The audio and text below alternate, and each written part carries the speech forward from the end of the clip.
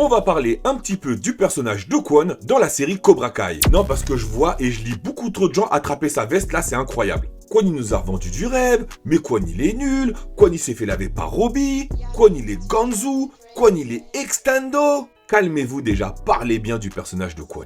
Et à travers cette vidéo, je vais tenter de vous expliquer pourquoi le personnage de Kwon n'est pas si nul que ça. Et pour ce faire, je vais te faire une analogie toute simple.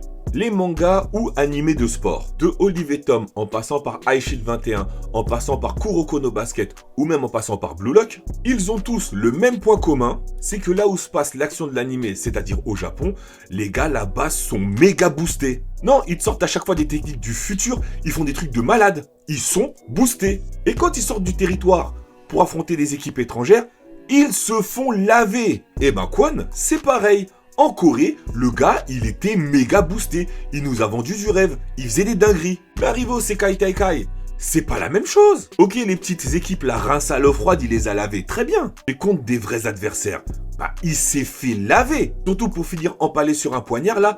Non, mais les gens, vous avez été sans pitié avec Kwon. Mettez un peu de respect sur le personnage de Kwon. C'est juste qu'il a rencontré plus fort que lui. Et ça arrive.